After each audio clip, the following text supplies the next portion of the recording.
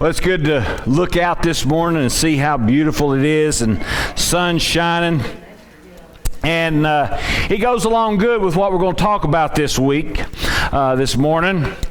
But we started out last week talking about the parables of Jesus. And more specifically, the parables of the kingdoms, or the kingdom of heaven. And he spoke so many parables, and the reason that Jesus used the parables and the reason that Jesus spoke in parables was to get those of us with simple minds a way to understand the complexities of God. And God it's so amazing how simple the love of God can be.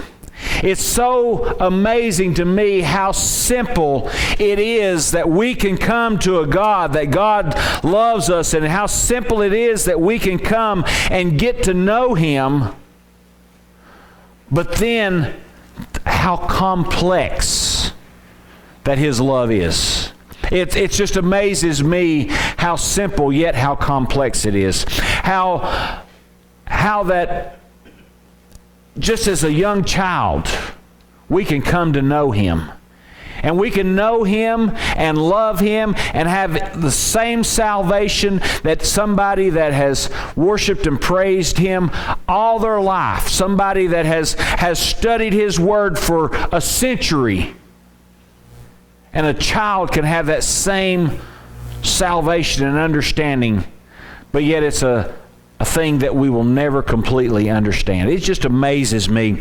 So for that reason, Jesus used parables to give us just a small understanding. As we look at the Bible and how complex it is, we see things like the book of Revelation, the book of Daniel, that gives so much detail about the end time, and gives so much detail about what is to be in the end, and about heaven and what we have to look forward to, but yet we have no idea what we're looking forward to. We can't even imagine. I think that John, in his book of Revelation, as he described the city, as he described what was coming, I believe that he used the best terminology. He used the best that he had to describe, but it don't even scratch the surface of what we have. And for that reason, Jesus used parables. He used things of earth to describe what we had to look forward to. Last week we talked about the fact that He described heaven as a treasure. He described the kingdom of heaven as a treasure, and both as a great treasure and then as a pearl. And in doing so, He let us know that it's something we should be willing to give our life for. It's something we should be willing to give our all for. Not that giving our all is a requirement to gain it, but it's something we should do because we have it. And for that reason, He spoke a lot about the kingdom of heaven. Now, as you read about the kingdom of heaven, as we're doing the kingdom of heaven, I want to we may get off onto some others, but the kingdom of heaven, the terminology kingdom of heaven, is only used in the book of Matthew. Now, you get into the book of Mark, you get into the Old Testament, it is described a lot as the kingdom of God. And we know that these are interchangeable because some of the parables that overrun from one gospel to the other, in Matthew it's called the kingdom of heaven, and Mark it's called the kingdom of God. So we know that those are interchangeable. So we may you do some that are kingdom of God as well. But in Matthew we see the kingdom of heaven used a lot. And not only did He use it in parables, but He used it to encourage us. He used it to let us know a little more about how we should act. As a matter of fact, and I'm going to use a few other scriptures throughout this series, that are not part of the parables. But in Matthew chapter 18, we see that the little children were coming to Jesus, and he made it plain. It said in verse 2, "Then Jesus called a little child to him, set him in the midst of them, and said, Assuredly, I say to you, unless you are converted and become as little children, you will by no means enter the kingdom of heaven. Therefore, whoever humbles himself as this little child is the greatest in the kingdom of heaven. Whoever receives one little child like this in my name receives me." So Jesus uses the kingdom of heaven, and he uses it a lot to tell us what we should look forward to, and what we need to do on our way there. And one of the things that we see here that he uses today is that we need to humble ourselves. We need to be preparing, and we need to think like a child. I know that Paul said, when I was a child, I thought as a child, I talked like a child. When it comes to our admiration for God, when it comes to our submission to Him, we should never put away our childish ways. We need to always come to Him as a child. But in this world, we look around us, and we've discussed this many, many times. We look around us and we see a lot of evil in our world. We see a lot of things in our world that we can't understand. We see a lot of things in the world today that we thought would never happen. But the fact of the matter is, even though we see it today, it's really not any different than it was years and years and years ago. It's not any different than it was in Jesus' time. It's not even any different than it was in David's time or in Abraham's time. The difference is today we're seeing it firsthand. Then, in those days, we only have a glimpse of things. I want you to think about the fact that think about what time must have been like before God hit the reset button with the flood. When God said, I'm just going to start over with this group of people. Think about what it must have been like before God rained down fire on Sodom and Gomorrah. Think of what the world had come to. Think of what it must have been like. And I wonder how many times during the Old Testament, during those times after the stories and after it had come down for years about Sodom and Gomorrah, and people knew about it, knew about the flood, and knew about all those things, I wonder how many times that righteous people would walk out and look around and say, when's He going to do that again? I wonder it sometimes. I look around us and I think, I wonder what's keeping Him from doing it again. And as we see this, we live in a world where you have both good and bad. And sometimes around us it seems like the bad is worse than the good. It seems like there's more of them. It seems like there's more of it, and we're dealing with so many different evils of this world, and we just look around. You can't help it. You can't turn on a TV to any station. You don't see TV like good old-fashioned Andy Griffith, or Glenn's been wanting me to be sure I get done in time for Gunsmoke on Wednesday night, and we're going to start turning on Gunsmoke after. But you know what? We talk about that. We laugh about that and think about how good and wholesome it was, but I want you all to think about something. What was Miss Kitty's profession? The world's not really changed a whole lot. The thing is, folks, evil is around us. Sometimes as Christians, and I've known Christians over the years that have tried to isolate themselves. They have tried to say, I want to live in my little corner. I don't want to be influenced by the evil around me, and I don't want to be a part of that evil, and I don't want to be around it.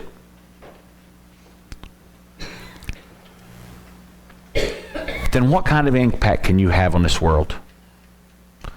If you isolate yourself from the evil around us, how can you impact it? Jesus addressed these kind of questions. Jesus addressed the question of why God allows these things to happen. He addressed the question as why God allows evil to stay in the world around us. And we'll see that question answered in Matthew chapter 13. So if you'll turn over to Matthew chapter 13, and we'll start in verse 24.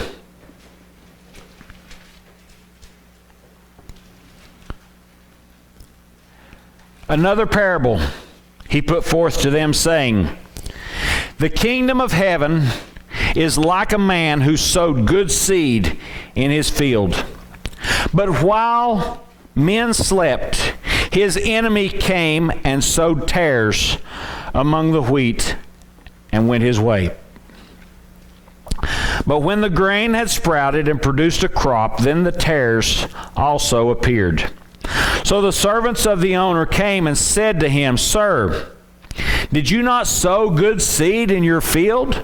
How then does it have tares? He said to them, An enemy has done this. The servants said to him, Do you want us to go and gather them up? But he said, No. Lest while you gather up the tares, you also uproot the wheat with them. Let both grow together until the harvest, and at the time of harvest I will say to the reapers, First gather the tares and bind them in bundles to burn them, but gather the wheat into my barns. Lord, we thank you this morning for your word. And we thank you, Lord, that you have planted a good seed in us. And Lord, I just thank you for the opportunity to grow as a good seed. And Lord, I just pray that you would help us to understand the world around us, and help us to understand, Lord, our role in it. In your name we pray. Amen. Now, earlier in this chapter, Jesus told another parable about a man sowing seeds. And in the other parable, we see that the seeds, the types of ground that it fell upon. And Jesus used agriculture quite a bit. He used talking about sowing seeds. He used the vineyard. He used the vine. He used the fig tree. He used mustard seed. He spoke a lot about agriculture. And have you ever wondered why he did that? The reason that he spoke a lot about agriculture is think about the time that he lived in. Now, today, it wasn't too long ago I seen somebody post something on Facebook, a comment that somebody had made. And this was a real comment that somebody had made when they were talking about, somebody was talking about farmers, and this person had made a comment that didn't understand why we needed farmers, didn't understand why everybody praised farmers, because didn't understand why they just did, they could just go to the grocery store like everybody else. We live in that kind of society today. There are people like that. There are people like that think that it's cruel to raise cattle because you can just go to the store and buy the meat. People don't understand. I don't remember this, but a couple of 100 years ago, even 100 years ago, most everybody had some sort of concept of agriculture. And the reason is almost everybody, even those that lived in town, a lot of people had gardens. People grew up raising gardens. That was, even those that weren't farmers, they at least would raise a small garden. They would have some sort of concept of putting a seed in the ground and watching it grow. I remember when I was in middle school, though, we took and I remember our teacher in science, we had to bring in an avocado. Now, I'll be honest with you, I was in middle school, and they told us to bring in an avocado, and I'd never had one before. We just didn't eat avocados. Mom never bought one. I didn't know what it was. But we had to take that pit, and we had to grow it, or we suspended it over water and grew. And I ended up with an avocado tree about this high. Before it got so big, we couldn't bring it in and out. And once I planted it, it died in this area. It couldn't make it. But the thing is, most of the people in my class had never seen a seed start to grow. They had never grown anything in their life. They didn't understand how anything grew. And it was so amazing to me, and I was going to Liberty Bell at the time. I was in Johnson City school system, but I had grown up, started at Lamar. I started out in a school to where it was an excused absence to take off to grade tobacco. That was an excused absence. At Science Hill, nobody knew how a seed germinated. I mean, it was just amazing to me how little people knew. But in this time, everybody had some sort of concept.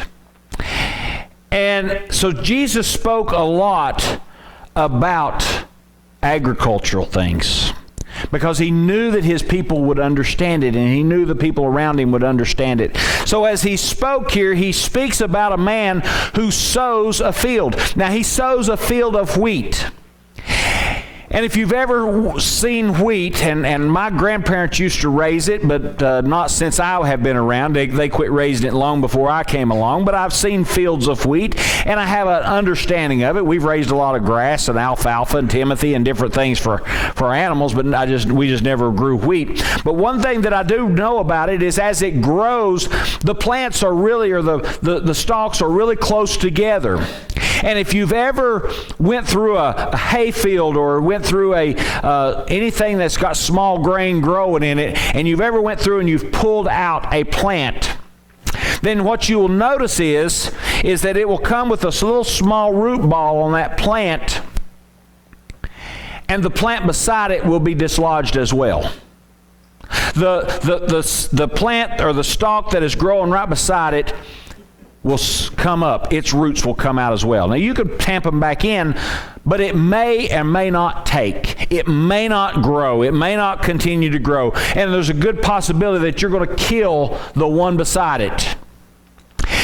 And for that reason, this parable made sense to people back then, because Jesus talks about a man who sows wheat. Now, this is a wheat, or wheat back then was something that was it's a staple of life, and it's a staple of life for us today. I want you to think about this.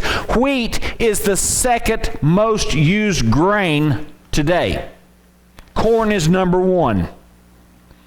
And we don't even really think about corn and wheat in the same category, but they really are. They're both grain. But wheat is the second most used grain today. It is in your bread. It is in your cereal. It's in most everything you eat. Unless you're doing the gluten-free thing. Now they've put a hex on wheat. We're not supposed to, or certain people think that they're not supposed to eat it. And I understand there's allergies to it, and if you've got an allergy to it, I don't recommend eating it, but that don't mean it's bad for everybody else. The thing is, it is an important crop, and it was a cash crop. It still is today. People make a living off of it. So this guy had sowed his whole field in wheat, and then somebody came along and sowed tares. Now, you do a little survey or search on tares, and this was a type of weed They sowed weeds in it. Now, most people believe, and it was a weed called darnel. Never heard of it before, but doing research, I found in several different places that darnel is what it was believed to be. And as darnel and wheat grow side by side, and they typically will, a lot of times it will come up with it, as they grow side by side as young plants, you can't tell them apart. They both look like grass. So you can't separate them when they're young. You have to wait till they start to mature. And then if you wait till they mature and you start to pull one out over the other, then you stand even a greater chance of killing the wheat. But it's not until they're fully mature that it's really, really easy to tell which one it is. Now, wheat will stand about 6-8 inches taller than darnel. It will have a golden head on it, whereas the darnel will be more of a purple head and stand only about 1 meter tall, whereas the wheat will stand about 1.2 meters tall. So as you look at it, until they're mature, you can't really tell the difference. So at harvest, it would be easy to tell the difference, but before that, it was hard. I remember as a kid growing up with my grandfather or grandparents as both farmers. If any of you grew up on a farm, you know that kids and grandkids were considered free labor. And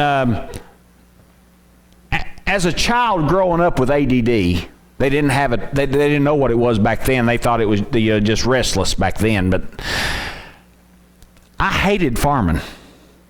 Everything we did was monotonous to me. And I cannot stand monotonous things where you do the same thing over and over and over and over. And that's what farming was to me, everything. And we grew up, and the thing I hated the worst was chopping out weeds. Now we grew corn, we grew watermelons, we grew peppers, we grew tomatoes and potatoes and all that. Like I said, they quit raising wheat before I came along. But we did it old school. We had to chop out everything. And I'm talking, we grew about 30 acres, and we chopped out everything we had.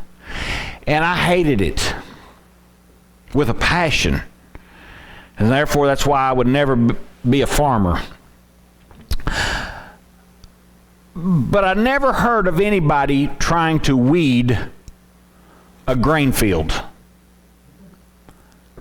That would just be something that would be almost impossible. So this parable is talking about a grain field that basically could not be weeded.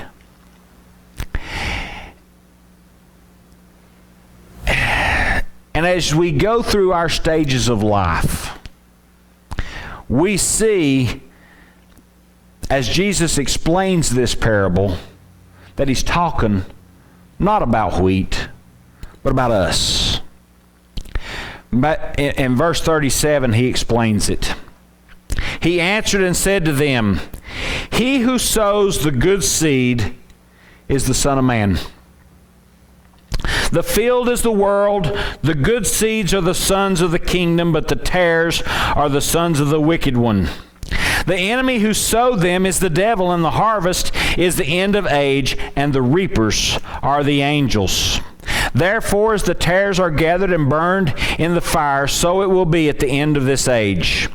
The Son of Man will send out his angels, and they will gather out of his kingdom all things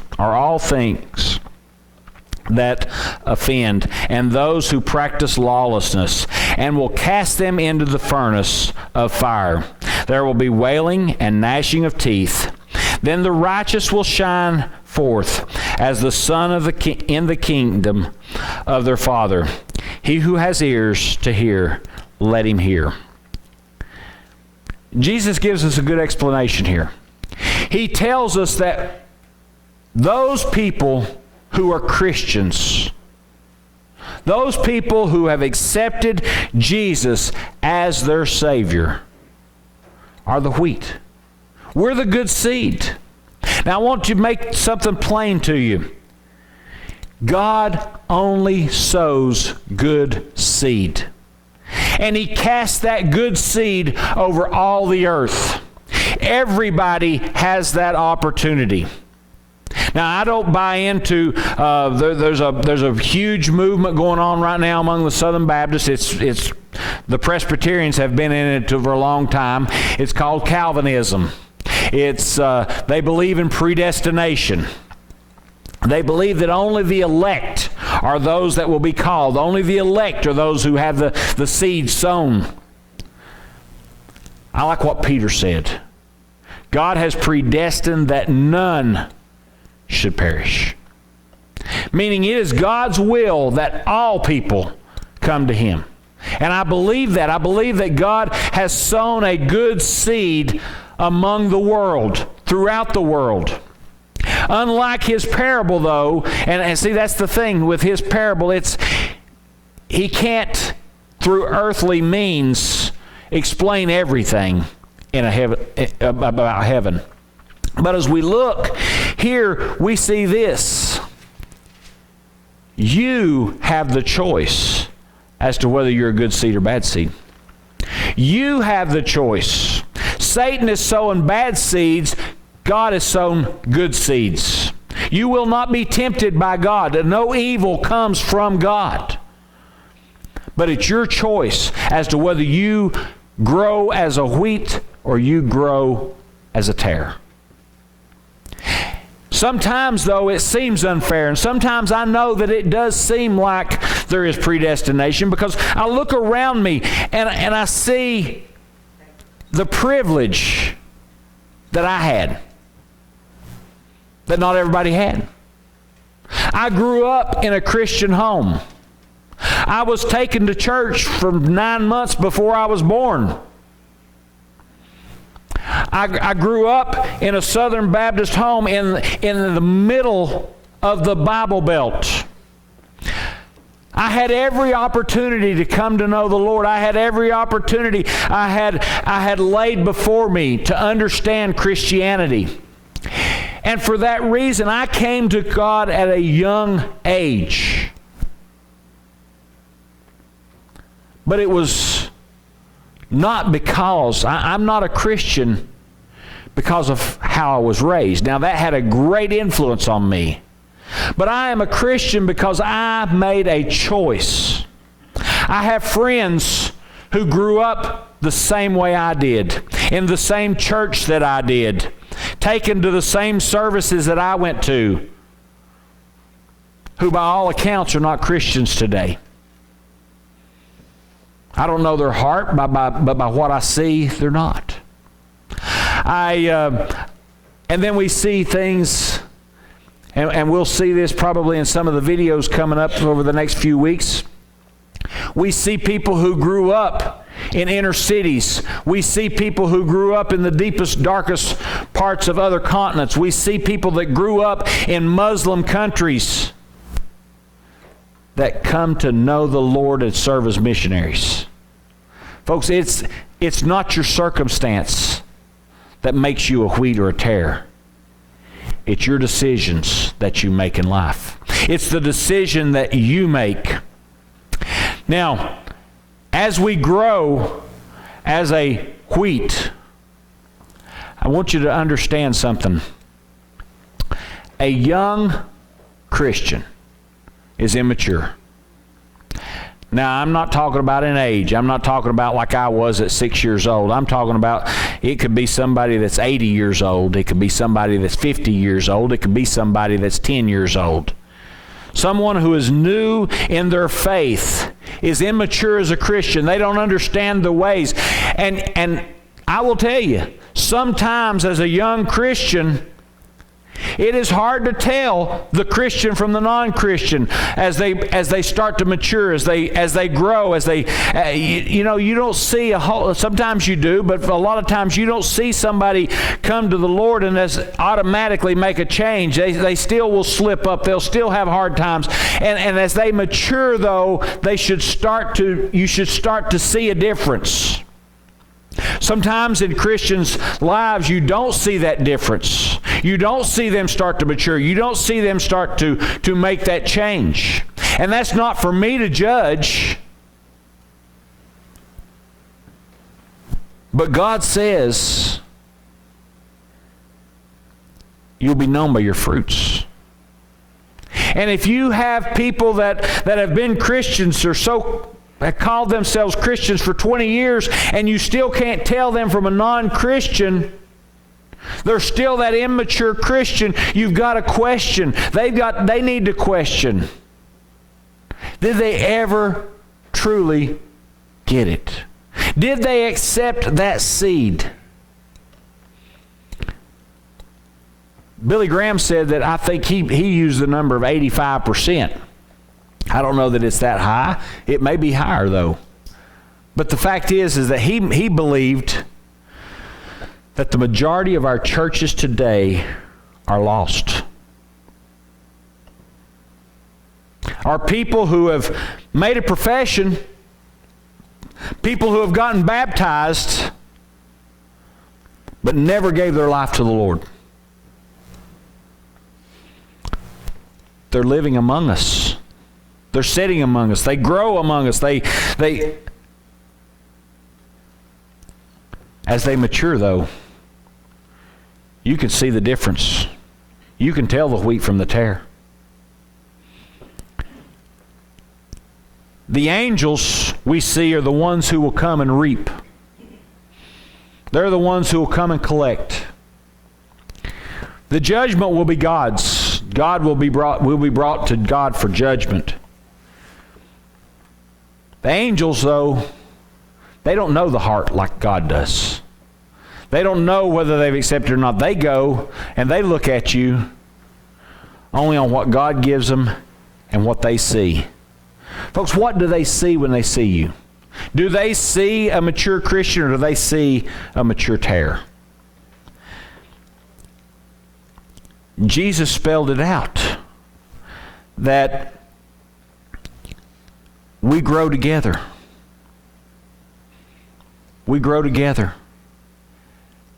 But in the end, the judgment will be made. Those that are tares, those that are not producing fruit, those that are not true Christians, it says will be thrown into the fire. It's real plain what he's talking about. He's talking about the unquenchable fire. He's talking about the fire that burns forever. He's talking about hell itself. Those that may grow up in a church, those that grow up around us, those that live among us, those in the world around us that don't know the Lord, that have never accepted Jesus as their Savior, will be thrown into the fire.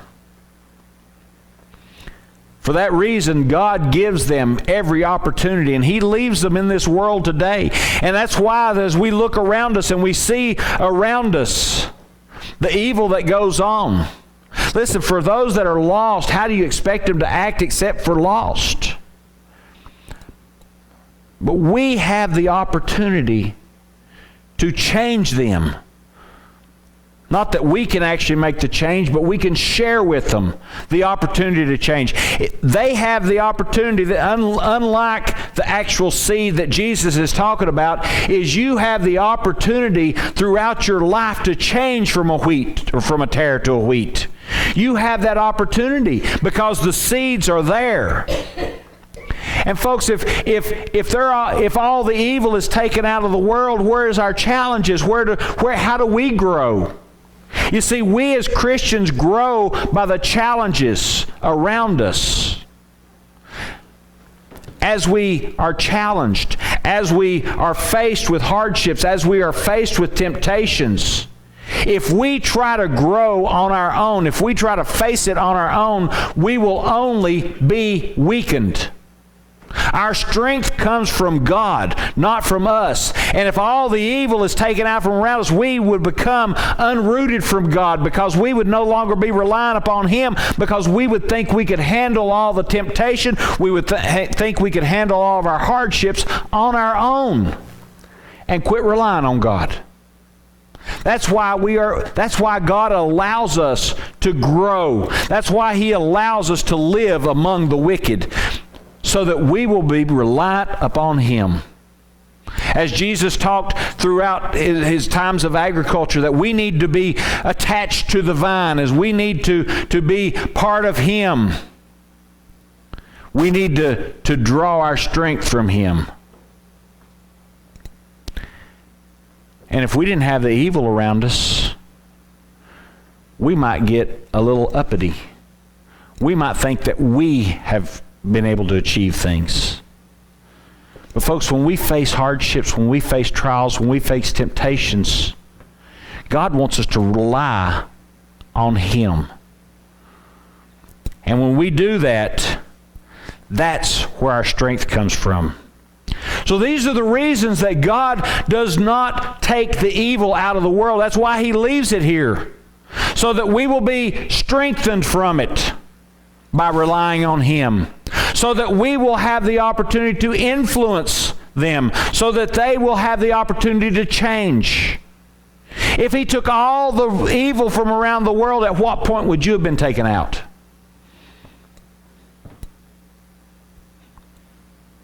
We might not be here today if He had decided to take all the evil out of the world. If He had decided to pluck the tares while they were young, where would I be today? I'm so glad that He leaves the tares. I'm so glad that He leaves the tares so that they can change to wheat. This morning, if you're here and as we've talked about this wheat and tares, and we talk about how they're supposed to mature, and how that so many people are not sure what they are. If you're here this morning, or if you're listening to me, and you have never accepted Jesus as your Savior, maybe you think you have, maybe you made a profession at some point, maybe you walked the aisle, maybe you got baptized. But as you look at your life, and as you look at what's going on in your life, and you realize, I've never repented. I've never let God's Word really take root in my life. If that's you this morning, then I invite you to come and meet God. But if you are here this morning and you know beyond a shadow of a doubt that you've accepted Jesus, but you've just had a real hard time living with the tares. Maybe your roots are a little weakened. Maybe you're just not relying on Him. Maybe you're not drawing your strength from Him. Maybe you just need to turn some things over to Him. Maybe you just need to realize that you need to be influencing the tares more than the tares influencing you. Whatever your needs are this morning, take this parable of Jesus.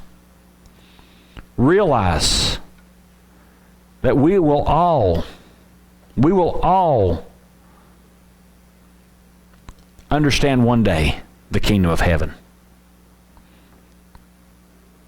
Make sure that you understand it because you're in it, rather than on the outside looking at it. Whatever your needs are this morning, I'm going to invite you to come and just lay it on the altar. As Matthew comes, let us stand. Lord, we come to you this morning. We thank you for your parables. We thank you that you have explained to us your kingdom. And Lord, as we go through this series on your kingdom, Lord, help us all to have a greater desire to be there with you. Lord, whatever their needs are this morning, I just pray that you would draw them to you. In your name we pray. Amen. Matthew.